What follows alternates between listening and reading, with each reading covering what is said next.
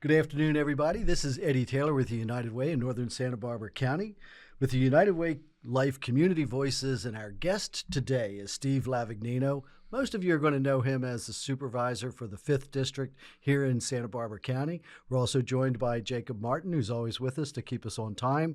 Good luck, Jacob. You got me and Steve in here at the same time. You have the hardest job. We'll put it that way. Today, we're going to talk about a lot of things. We're going to have a couple of sessions that we've got set up with Steve, and we're just going to kind of open it up and talk about county in general, legislation, important things that are going on. And from your perspective, Steve, what would you say is the number one issue that we're facing in the county? Well, right now, I'd say what people come and talk to me about the most is the homeless issue. Yeah. And I know you guys are neck deep in that and Yeah. everything you've done with AmeriCorps. But it's probably because it's the most visible problem. But it's very interesting also that as people come to me and they don't like what we're doing or they don't like what the state's doing or the federal government's doing, my question is always, okay, you're the boss. What would you do? You know, I'm totally open to new ideas. Let's hear it. And generally, it's either something that's illegal Okay. or immoral. It's generally the thought out there. And it's just because people are so frustrated. But it's like, hey, let's put them all on a bus and drive them somewhere else, right? Yeah. Which, Doesn't solve a problem. doesn't solve any of the problems. And it's also not true that other jurisdictions are doing that and sending their homeless here. Yeah, it's such and I don't know where that comes from, that people think that we're like a dumping ground. When I tell people, hey, because they're always telling me, well, Santa Barbara is busing all their homeless up here. I'm like, well, first off, who told you that? I don't know. It's just where I heard. Okay, well, that's wrong. Yeah. But number two, would it surprise you that Santa Barbara has maybe 2 or 3 times the amount of homeless that we do? They're like, oh, I didn't know that. I didn't think they had any. Oh, no, it's all over the place. Yeah. So, there's probably a lot of reasons for it, but we're just trying to meet people where they are and provide a pathway for them. Absolutely right that not everybody wants help, right? There are some people, for me, I feel like that I've run across, at least kind of like out in the riverbed, that at this point they're pretty much like, I'm okay here. That generally means that you have somebody with a drug and alcohol problem, Exactly. and mental illness, because Yes. there's nobody that's not high, that doesn't have a mental illness, that wants to live in squalor, right? You sound like you've been listening to me, Steve. Yeah. I've just been saying this for years. So the problem then becomes, well, where do these people live? Exactly. Where do we put them? Yes. Where do we house them?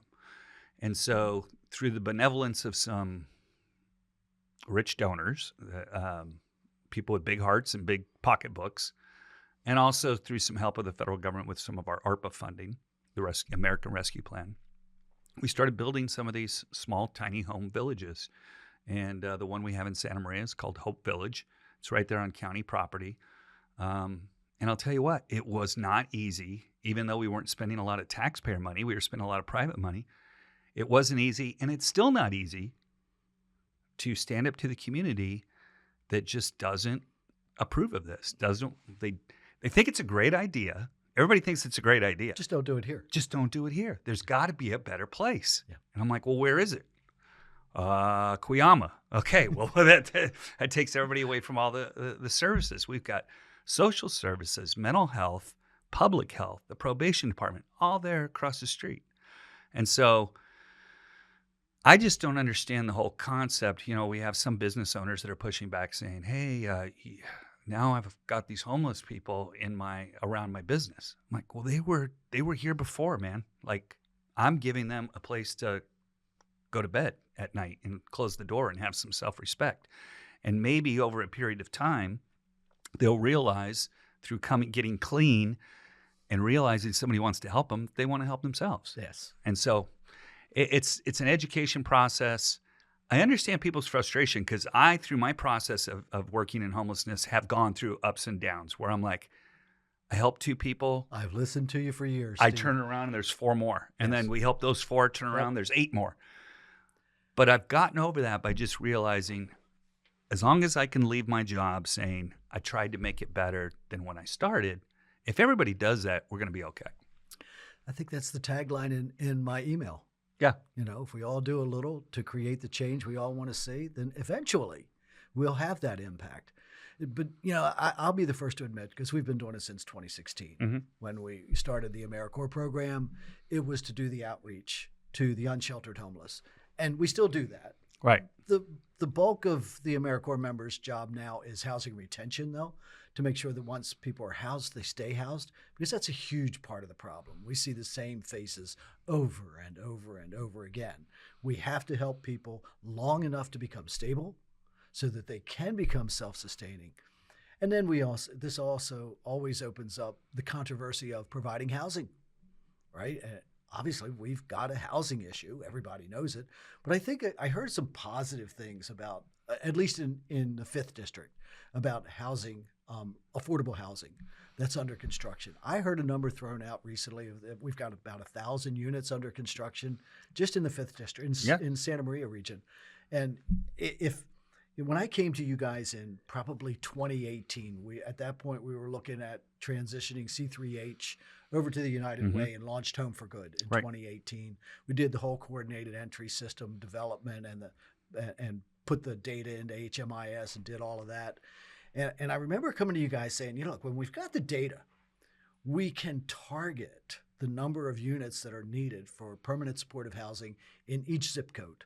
Right. And that should lay the groundwork for a plan of development. Doesn't have to be expensive housing. It just has to be housing that is available for those who are chronically homeless, so we can take care of at least that part of the problem, which is the most expensive part. And now we've got Prop 1 coming in. How does that impact our goals? Well, it's just like with the governor when he issued this latest decree that said, okay, now we can move on encampments.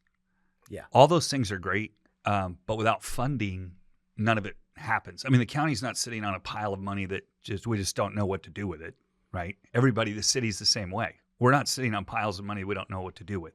We need funding, and things like Prop 1, other governor initiatives that pump money into housing and into enforcement. It also helps. We're willing to do the hard work, and we've got the community-based organizations here, and we've got the staff that know how to do it. We just need to be able to pay for it. And so, but we also have to have neighbors that are willing, and that's what I love about the 5th District, actually. We've generally don't hear a lot of pushback. You talk to people in Guadalupe, they want to help their neighbor, right? Yeah, It's a big difference than some of my friends that represent areas that are much more affluent. They're like, I don't want to see it. I don't want it around me. I don't want to see it. I know it happens. I just don't want it happening around me. Here, it's a little bit different. I still run up against business owners, that say it's not helping their business. And I understand that. But I think a lot of that also has to do with some of the legislation that was passed a number of years back about allowing retail theft and those type of things. Sure. Has really kind of been a drain on our community. And I think you're going to see that pendulum swing back when people have a chance to vote on repealing some of those measures here in November. Deb and I are fond of repeating something we heard years ago, that things are most often more difficult than at first they seem, right? Oh yeah, here's the solution. And then you start working the solution and you find out, well, it has an impact over here and over there. I call it the spider web thing. Yeah. You start messing with it over here, and it totally affects Somebody over got there. hurt. And these guys are getting affected over here. It's not easy. If it was easy, it'd already be done, Eddie. So Exactly. And I don't think, I've always said to you guys, we don't work to end homelessness. That's not going to happen. Just stop saying it. I had that conversation with a leader in one of the larger metros in the United Way. And she looked at me and she said, we know we can't, Eddie, but in Santa Barbara County, you've got 1,800. That's where we were at the time. It's not true where you are. You can do it. There has to be, of course, the political will. There has to be the funding, the designated funding.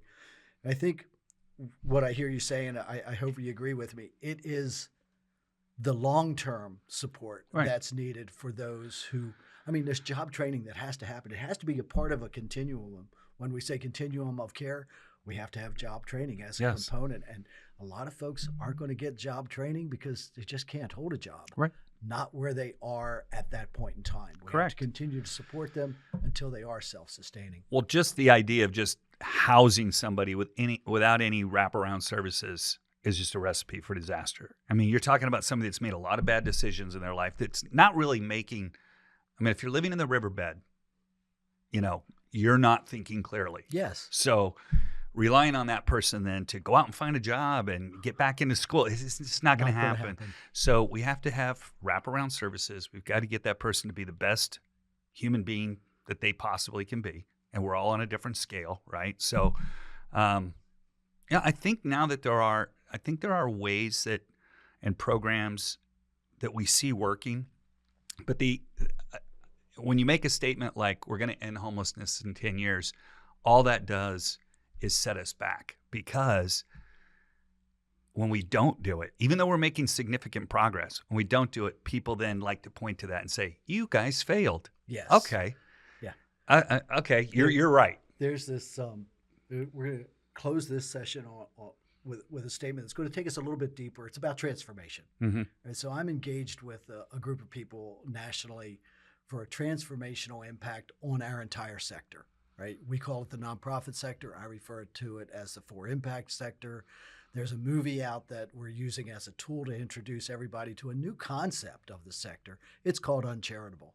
And I get to work with this really, really sharp group of people who are really dedicated to building a movement. Transformation is what we need to look at, so that we're actually saying, even if we're approaching homelessness, not to end it, Mm-hmm. but the approaches to homeless, transforming what we do.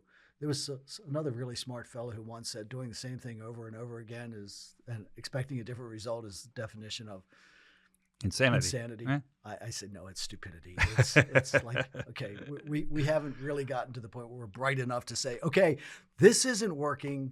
Let's do something different. We really need to bring an entirely different group of people together to say, okay, we really need to drive towards solutions. And there are folks who are living in the riverbed who we're not going to be able to permanently house. You're right, Steve. There are people who live if they're saying they prefer to live there. I just asked the question: do you think there might be some mental illness? Yeah, engaged? absolutely. Yeah, of course there is. Yeah. So but we've learned through the now 9th year in the AmeriCorps program, doing as much outreach as we've done. They've housed literally thousands of people. Mm-hmm. They help thousands every year. And we've learned that there are people who just aren't ready. Yeah. Okay? Right. Next. Yeah. Move on to the next person. It's a target-rich environment. Yeah, There's somebody out there that wants your help. Indeed it is. We didn't get to talk about some of the other really important aspects of what we see in the county as far as needs. So I'm hoping that in our next session we can touch on something else. What comes to mind for you? What's another really important? Well, this might not touch everybody's life, but the county as a whole, I've got a secret to unveil for you. Oh, so we have a great session to come back to. Yes. The secret will be revealed. So I'm not even going to ask you All to right. reveal it now. We'll Yeah. come back. And this has been a great conversation. We always appreciate you coming by to talk to us. This is the United Way Community Voices here in Northern Santa Barbara County United Way. We thank Jacob for his expert keeping us on time. You did a really good job with us, Steve. I'm amazed that we got through that conversation as quick as we did. And can't thank you enough for coming in to chat with us. Eddie, always appreciate everything you and the entire organization does, making our community a better place to live. Thank you, sir. We'll see you at the next session. You bet.